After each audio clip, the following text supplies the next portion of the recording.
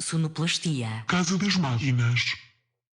Olá, bem-vindos a mais um episódio de Bolsas e Abatanados. Olá, bom dia. Estou aqui com o Daniel, como já repararam. Olá, Tiago. Hoje é... Olá, Daniel, novamente.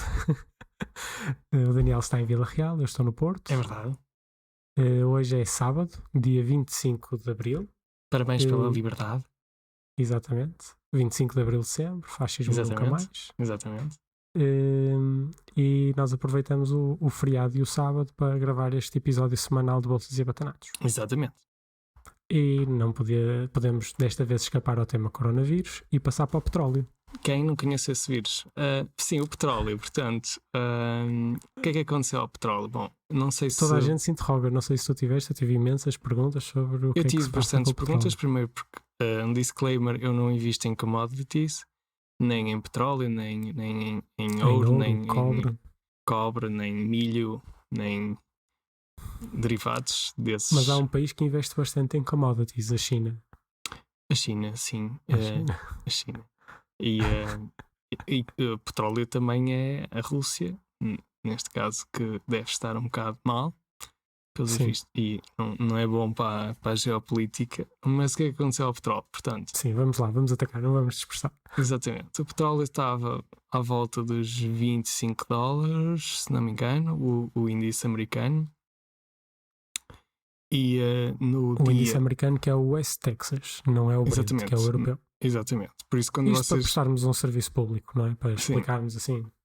Há vários índices e o americano estava a $25, o Brent estava a €25, não, e desceu um bocado agora, mas não desceu como aconteceu na passada quarta? Foi terça-feira. Terça? Foi terça-feira, sim. Terça-feira, em que depois do meio-dia começou a haver uma queda do índice, que estava a descer para níveis perto dos $15, que eram níveis que não se via desde 1970. Depois, às 3 horas, começou a descer aos 10. Já havia notícias, nunca tive tão baixo. O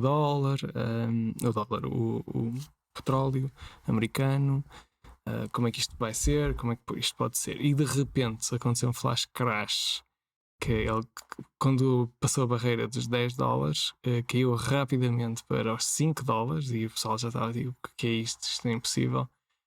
Isto não vai chegar a zero, e depois rapidamente baixa para $1, e quando chega ao zero passa rapidamente do zero. Isto fica menos $5, menos $10, menos $20. E acontece algo impensável, não é? Nós nos investimentos pensamos que um produto pode chegar só aos zero, não é? Sim. Ou seja, não vale zero. Sim. Nunca pensamos que, pronto, olha, vai ao negativo. Yeah. E aí é que temos também que esclarecer que o que foi para negativo foram os contratos futuros. Sim, não é? futuro. De maio da West Texas em relação ao petróleo. Sim. Isto porque há muito petróleo, eles não têm onde o armazenar. Exatamente. E realmente estão a pagar às pessoas para guardar o dinheiro. Exatamente. O petróleo. O petróleo. E basicamente os futuros iam ser negociados, os de maio, nessa data. Muitos deles iam fechar nessa data, e o local de armazenamento disponível fechou, e basicamente eles, para arranjarem novos locais de armazenamento, basicamente tinham que arranjar, não tinham possibilidade de guardar o petróleo, então estavam a tentar descartar ao máximo esses contratos, e por isso é que o valor negativou. Exatamente. E também disseste uma coisa importante, que era a maioria dos contratos, eu acho que até todos, iam fechar nesse dia. Portanto, Sim. Se alguém diz, eu posso comprar então o petróleo negativo e guardá-lo durante 10 anos, que vou ter um retorno de 600%, porque certeza que aquilo volta aos $50 por barril. Não, os contratos não é assim fecharam naquele dia, acabou. Exato. Podemos ter contratos para meses à frente. Agora é para novembro. Exato, mas os valores não estão em menos 20, gente. Já estão em 16, acho eu, 16 ou $18. Exato. Podemos ver também no instante, enquanto damos assim. E normalmente estes futuros funcionam assim. Imaginem que vocês têm uma empresa de aviação. Vocês sabem que vão precisar de não sei quantos litros de gasolina, ou lá o que é que for. Então vocês tentam fazer uma espécie de alavancagem, protegendo o vosso futuro rendimento de desvios do valor do petróleo, da gasolina, ou do que for. E então vocês compram para esses meses ao preço que vocês esperam. Ou seja, se isto está a $20, eles estão a vender $20, então eu vou comprar contratos futuros a $20, para que se aquilo, por exemplo, for para $30, $40, eu não sentir muito esse impacto no meu negócio durante esses meses. É nisto que se usa.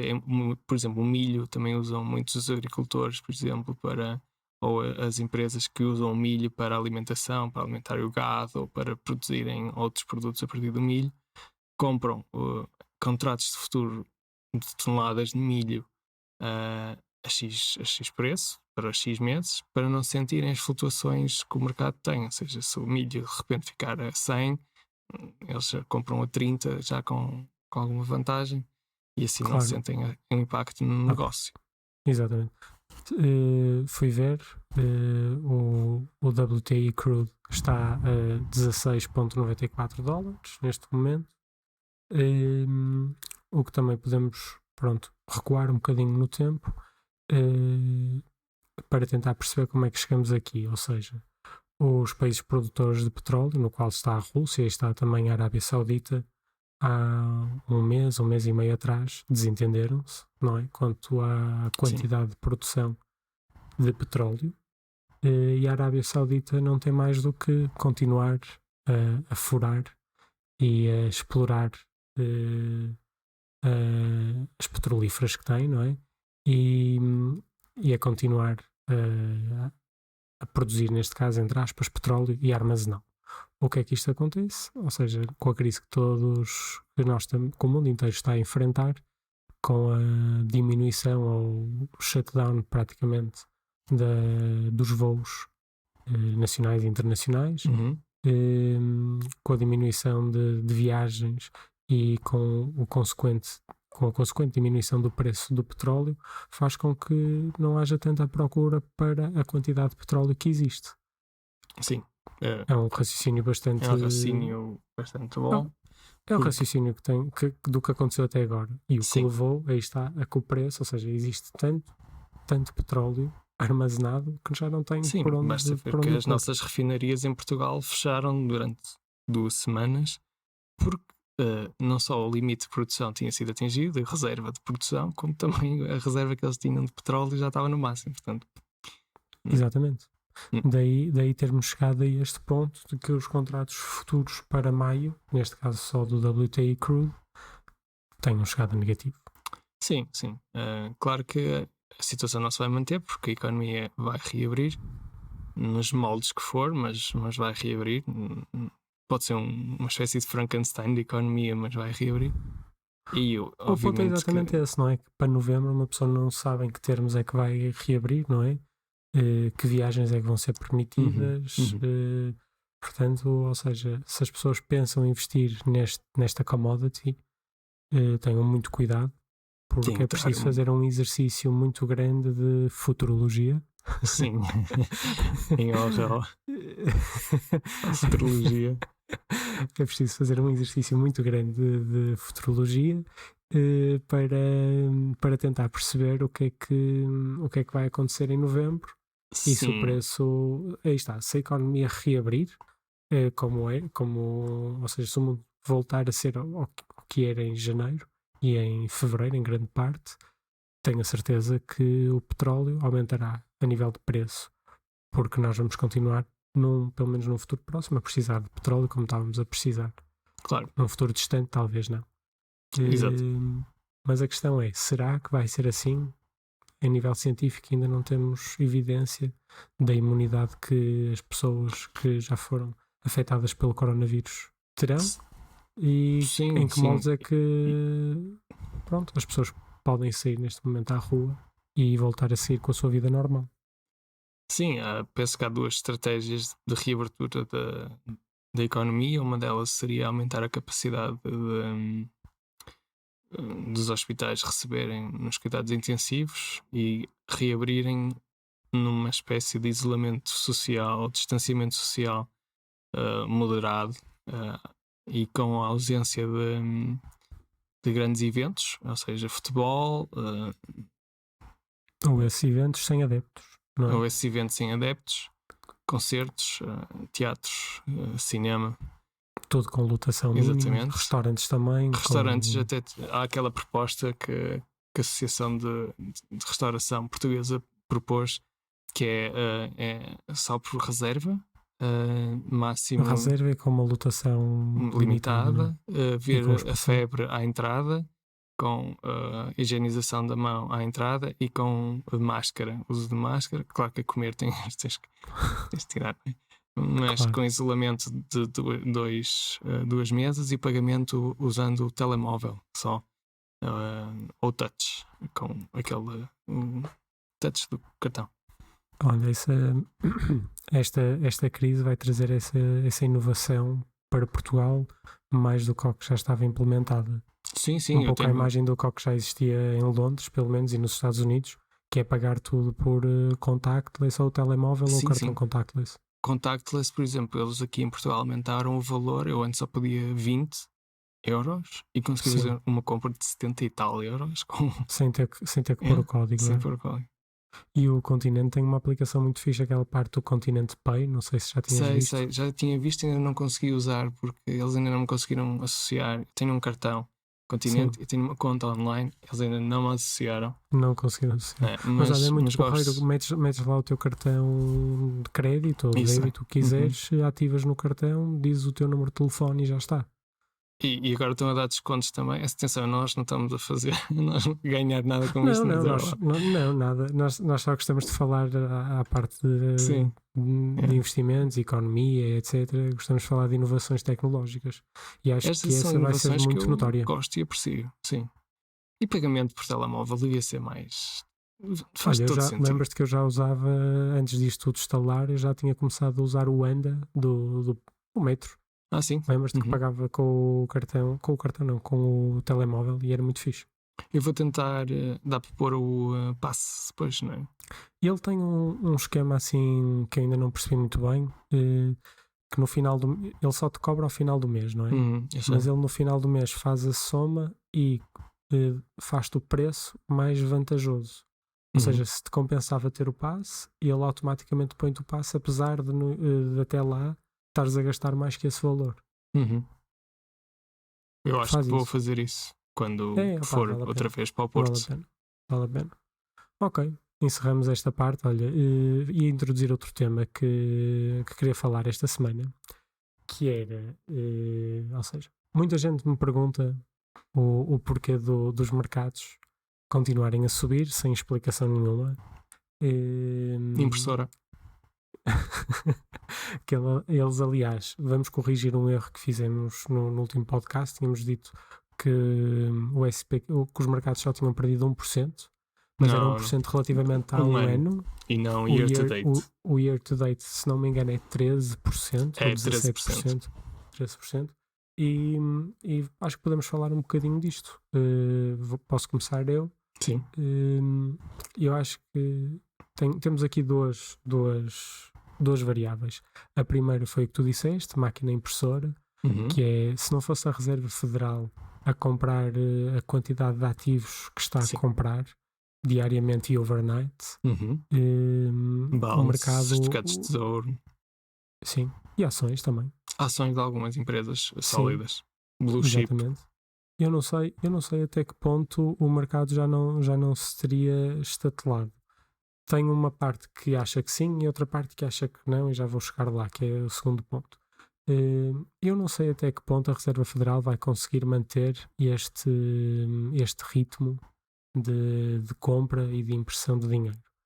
E o que é que isto acarretará no futuro para os mercados financeiros? Exatamente. A inflação. Será lógico, não é? Seria lógico. Sim. E poderá ser o assentamento da primeira pedra para uma grande crise, não é? E é isso que me tem me faz algum medo. Mas os bancos centrais têm tido um target de inflação entre 1,5% e 2%, e nos últimos 15 anos não conseguiram atingi-lo. Exatamente. Ou seja, isto por causa do quê? E isto é uma coisa interessante que se fala, e se falava antes disto, que é uma coisa interessante, que é o facto da tecnologia ter um efeito de deflação acentuadíssimo. Repare, a capacidade de processamento dos processadores duplica a cada 2 anos e meio. Invariavelmente, e já se anunciou que esta duplicação vai morrer há anos. Depois descobriu-se que sim, os processadores estão a desacelerar, mas os GPUs, os Graphic Processing Units, que são as placas gráficas, a NVIDIA e a AMD, também continuam a duplicar. E não só isso, recentemente, não é recente, mas há a nova tecnologia chamada processadores quânticos, que também duplica cada 2 anos, aliás, mais que duplica, mas é outra tecnologia que garante uma capacidade de processamento que duplica. E essa capacidade de processamento permite que nós progressivamente vamos automatizando cada vez mais a nossa economia. Isto não se tem notado muito. Tem-se notado que os salários ficaram estagnados desde os anos 90, desde 1990, que um salário médio de uma pessoa da classe média nos Estados Unidos e na Europa se mantém no mesmo nível, ou seja, a sua produtividade teoricamente aumentou, mas o rendimento não. Isto porque o trabalho deles, apesar de ter aumentado a sua produtividade, essa produtividade foi muito dela automatizada.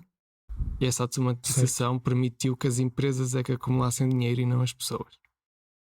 Isto leva a que os produtos sejam progressivamente mais baratos de ser produzidos e cada vez mais coisas sejam adquiridos. Exatamente.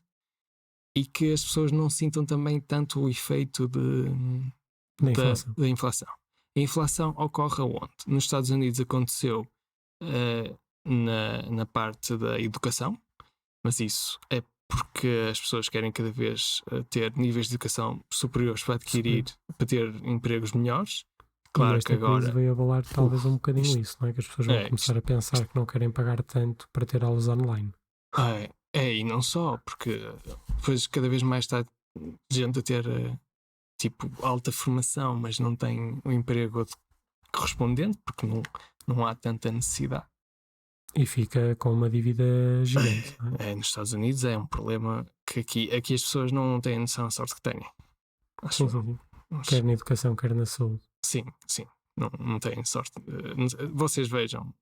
Que também foi outra área que a nível de inflação subiu imenso. Sim, nos Estados Unidos. Exatamente. Assim. Nos Estados Unidos subiu imenso. Aqui nós não notamos. Lá está, porque temos um sistema diferente.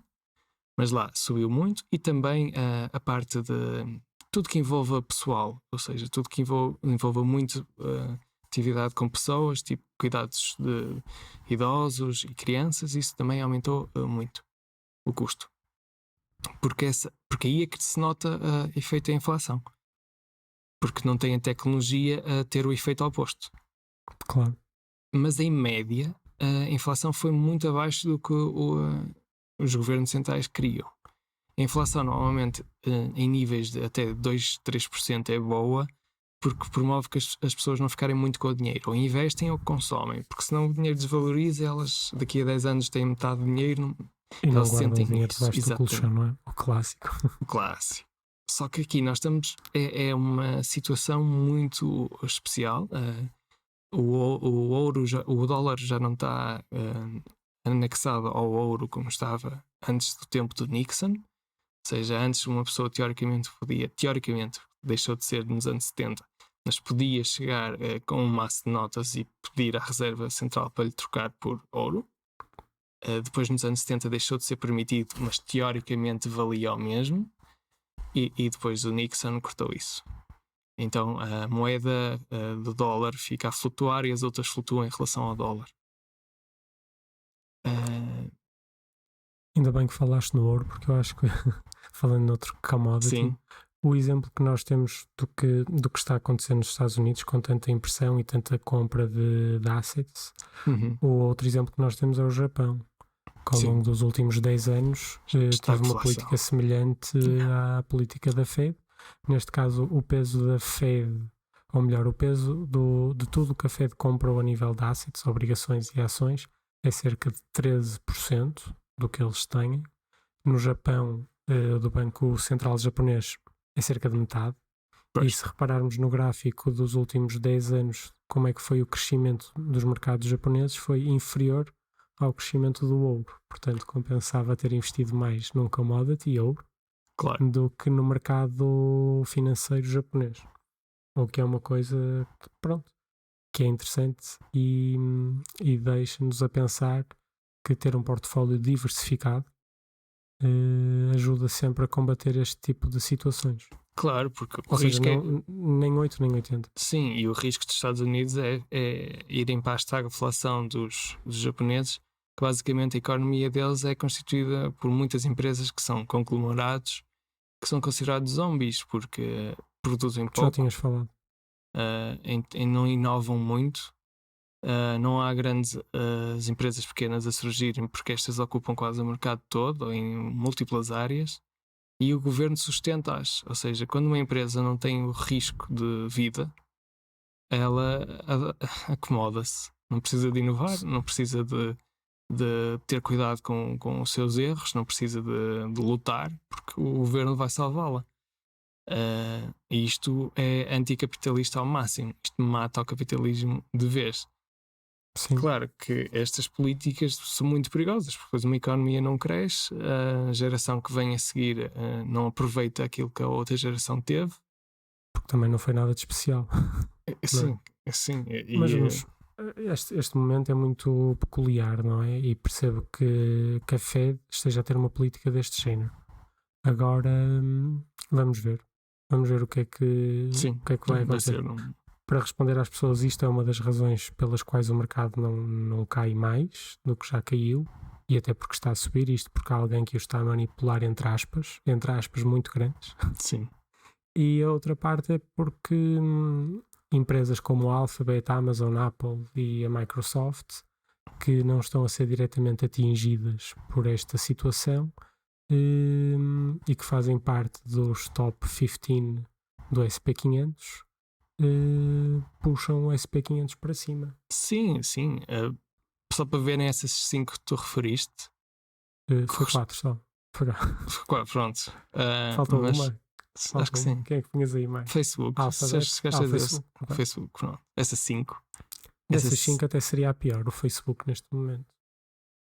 Porquê? Está toda a gente em casa com isso? E usar o WhatsApp e Instagram?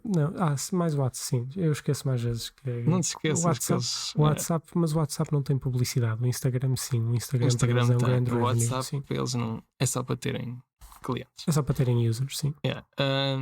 Mas queria dizer, esses 5 em termos de market share correspondem a quase todo. Imagina, tens o bolo. O bottom 300, não é? Sim, o bottom 300. E não 300. Só. Imagina, estás a ver todo o mundo desenvolvido sem ser os Estados Unidos? Sim. Portugal incluído? Sim. Essas 5 correspondem a quase toda a capitalização do outro restante mundo desenvolvido. É surreal, não é? É surreal. Tipo, 5 empresas têm o valor do resto. Tipo, não tem explicação para isto. Destas 5, a Amazon na semana passada atingiu all-time highs. Sim. Mas, e a Netflix, que não está aqui no meio, está ali a roçar o all-time high novamente. Claro. Incrível. A Netflix teve que fazer total. uma parte, mas ela teve que fazer um disclaimer a dizer que não ia ficar sem séries nem filmes. Incrível. Engraçado. Pronto, era isso que queria falar, era isso que queria comentar, não é? Deixar esse tema assim mais claro para as pessoas que nos ouvem também perceberem. Queres dizer mais alguma coisa ou passamos para as perguntas? Passamos para as perguntas. Nós esta semana temos uma pergunta do Miguel via Instagram, que nos pergunta assim: gostava de saber mais sobre ETFs, como avaliar ou escolher algum. Ouço falar que a boa opção é ETF X ou Y, mas não sei distinguir.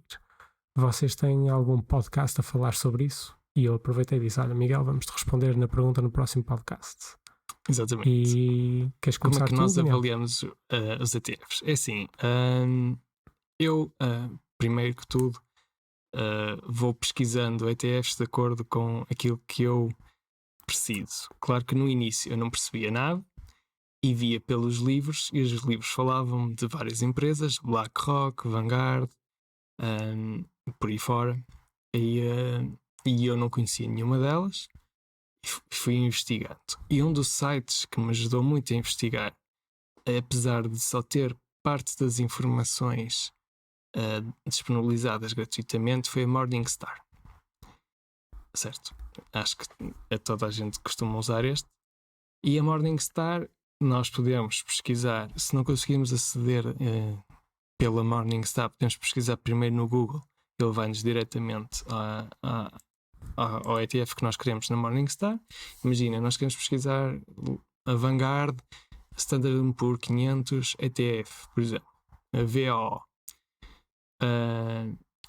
E nós abrimos isso. Eu não costumo ligar aos ratings, porque os ratings, quer da Morningstar, quer da Yahoo, quer isso tudo, são muito enviesados. Eles baseiam-se na performance dos últimos 10 a 5 anos. E tal como nos mutual funds, os ETFs, a sua performance varia muito. Ou seja, os melhores dos últimos 5 anos ou 10 anos podem não ser os melhores no futuro. O passado nunca é bem o indicativo do que vai acontecer no futuro. E portanto não me baseio pelas estrelinhas. O que eu me baseio é mais naquilo que ele contém. Ou seja, quando nós vamos, aquilo tem fund analysis, tem performance, risk, etc. E muitos deles eles têm disponibilizado aquilo que o ETF em si disponibiliza. Isto também está disponível no panfleto do próprio ETF no site de venda das empresas. Por exemplo, na Vanguard tem um panfleto em que discrimina muitas destas coisas. Mas eu prefiro ir a estes sites que são mais imparciais relativamente às empresas. Quando nós vamos ver o que está escrito nos panfletos das empresas, muitas vezes as coisas mais importantes estão mais escondidas do que noutros sites. Uma das coisas que eu gosto de ver é o preço, que tem o Net Expense Ratio, em que nos diz mais ou menos quanto é que nós temos que pagar por ano, etc., para o fundo. Neste caso é cerca de 0,03%, portanto 0,03% por ano que eles tiram. É preciso ter cuidado, porque, por exemplo, nós podemos criar um S&P 500 e há vários S&P 500 que compram exatamente as mesmas ações do fundo. Há, claro, diferentes abordagens. Há uns que compram X ações de cada empresa desse fundo, independentemente da capitalização. Outros estão ajustados à capitalização. Eu prefiro comprar um em que me compre pelo valor e não o número de ações, independentemente da capitalização. Como é o caso deste. E o que eu gosto de ver, para além disso, é o país em que está mais investido. Por exemplo, este aqui é só os Estados Unidos, não investe noutros países. Se está investido de forma mais ou menos diversificada, imaginem, neste caso tem múltiplas empresas, não é só de um setor, não é só do setor de energia ou setor de saúde, também há esses fundos. Se vocês quiserem investir, por exemplo, só no setor de energia, podem comprar um fundo específico para isso. Mas claro, esses fundos mais específicos normalmente acarretam mais custos anuais.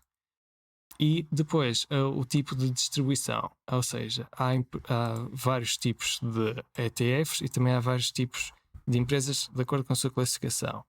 De acordo com a sua capitalização, se forem large cap, mid cap ou small cap. Small cap são empresas com uma capitalização baixa e mais voláteis. Large cap são empresas grandes, tipo a Apple. Isso são empresas que estão value, ou seja, que são empresas cujo valor intrínseco delas é superior ao que o mercado está a dar no momento e que estão mais desvalorizadas, mas vocês acreditam que vão crescer. Há fundos específicos para isso também. Exatamente. Ou empresas que estão a crescer muito e este fundo tenta apanhar empresas que estejam a crescer muito. Há fundos para isso específicos também. Neste caso que eu estou a falar, é um fundo que segue um índice que é muito grande nos Estados Unidos, ou seja, é só fixo aos Estados Unidos, e que são empresas bastante grandes e que têm um crescimento relativamente médio comparado ao que acontece nos Estados Unidos. Também há outros fundos em que eu procuro que sejam all world, ou seja, que têm investimento em todo o planeta. E também há os total market, em que não só investem em todo o planeta, porque tentam apanhar todas as empresas de quase todos os mercados. E estes são os 3 principais que eu gosto de investir. Há depois estes específicos que eu vos disse. Há outros que se investem mais em empresas que pagam dividendos, que eles há dividend. E depois há os que nós falamos no episódio anterior, os REITs, que são de Real Estate Investment Trusts. Tudo isto eu vejo na Morningstar, vejo os dados que tem, vejo o preço que eu vou pagar anualmente por estar a investir nestas empresas e vejo normalmente a distribuição das empresas, que empresas é que estão investido e onde é que estão a investir.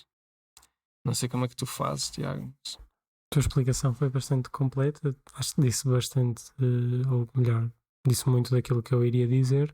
Vou acrescentar também um site que eu às vezes procuro, que é o justetf.com, também é bom. No qual nós podemos escolher os dados que queremos para o nosso ETF, ou seja, se é de equity, bonds, precious metals, real estate. Dá para colocar também se queremos de alguma determinada empresa, como também referiste a Vanguard, a BlackRock. E aí também podemos comparar como é que é a evolução, qual é que é o preço, qual é a rentabilidade a um ano, como é que está o gráfico em um mês. Dá para ver bastantes coisas. É um site muito completo que eu depois complemento a informação indo buscar o panfleto à Morningstar, como tu disseste. Também para ficar claro, que tu não referiste, alguns ETFs estão indexados a um índice, não é? E dizer o nome dos índices, tens o SP500 para os Estados Unidos, depois tens a FTSE, que acho que é de Londres, sim, FTSE, se não estou em erro. Sim. E depois ainda temos a MSCI, que é o tal do mundo inteiro, não é? Sim, é. Que são índices que existem e esses ETFs procuram reproduzir o que esses índices têm. E há o Russell 2000 também para as empresas pequenas. Exatamente, para as small cap. Esse Russell 2000, não me estou a lembrar, sei que é em Milão, mas é de uma empresa específica, não é? Pois, deixa-me. E basicamente é isso. Depois também referiste a uns que distribuem dividendos, que são os distributing, e tem outros que são os accumulating, que não distribuem os dividendos, mas aproveitam os dividendos para recomprar mais ativos. Exatamente, do mesmo ETF. Do mesmo ETF. Isso pode ser interessante do ponto de vista fiscal, porque não precisamos declarar os dividendos no IRS. E é uma opção também interessante a ter em conta. Portanto, o que eu procuro, sobretudo é o que tu disseste, em primeiro lugar, o custo anual desse ETF. Portanto, procuro sempre o mais baixo possível. Procuro de empresas conhecidas e seguras, nomeadamente a Vanguard, a BlackRock, cujos ETFs estão com o nome de iShares. E depois procuro uma parte específica, ou do mundo inteiro, Total Market, ou World, All World. Depois, em relação aos dividendos, se é accumulating ou distributing, ou outras coisas mais específicas como Value, Gold, ou até o Small Cap. E acho que é por aí que tu podes começar a tua pesquisa, Miguel. Sim. Basicamente, acho que é assim. E Sim, já agora à parte, não sei, a reserva começou a comprar também ações de empresas iDividend. Sim, eu não gosto disso. Mas pronto. Já só à parte, acho que não tinha comentado antes de começarmos isto. Mas pronto, é triste. Ok. Olha, Miguel, espero que tenhas compreendido. Se tiveres mais alguma dúvida, pode-nos escrever, já sabes, pelo Instagram, como tens feito. É isso. É isso. Tens alguma recomendação para esta semana? Alguma coisa que estejas a ver? Eu estou a ver a trilogia do Godfather. É muito fixe. Já vi. Muito mas fixe. Estou a rever. Vale muito a pena. Eu comecei a ver Casa de Papel A 4? A Season 4? Sim, a 4. Opa, aquilo é muito novela. Aquilo está a ficar muito novela. Mas eu queria ver. Mas... Eu pensava que já tinhas visto. Normalmente fazes binges. Eu sei, mas watching. A terceira desiludiu-me um bocado porque está a ficar um bocado novela. Lá está. Isso dizes que está a continuar. É, mas vou ver na mesma. O problema é esse. Pois, é que está a ficar tipo. Eu gosto das novelas espanholas. Eu vejo os telefonistas. Sim. Como é que é? A Velvet. É. Estou a ver essa e estou a tentar acabar aquela O Outsider da HBO. Não vale sei. muito a pena. É do Stephen King, um policial. Também é porreiro. Westworld também, mais uma vez, volto a falar. Já acabou? Não, vai acabar daqui a 2 semanas. Não sei como é que vai acabar. Quando acabar, avisa-me para eu ver. Já que tu gostas de séries da HBO, também vi uma com a Pipa que foi muito fixe. Chama-se Devs. Devs, sim, já me falaram muito bem disso, tenho que ver. É sobre uma empresa tipo Google, uma tech, que tem um departamento especial que se chama Devs. Vale muito a pena. É isso, já está na lista. Ok. Olha, espero que tenham gostado do episódio desta semana. Sim, também eu. E pronto. Para a semana cá estamos novamente. Exatamente. E muito obrigado ao Diogo Semedia, Casa das Máquinas, pela produção. Sigam no Instagram. Magnífica. Sim, procurem. E a nós também. Sigam. E a nós também. E no YouTube também. Exatamente, no canal do YouTube, onde o Daniel tem uns vídeos muito bons sobre finanças, sobre tecnologia. E vou pondo também o podcast. Se vocês estiverem a ouvir isto no YouTube, pronto. Já está, não precisa mudar. Obrigado, até para a semana. Obrigado, tchau. Até para a semana. Tchau, abraço.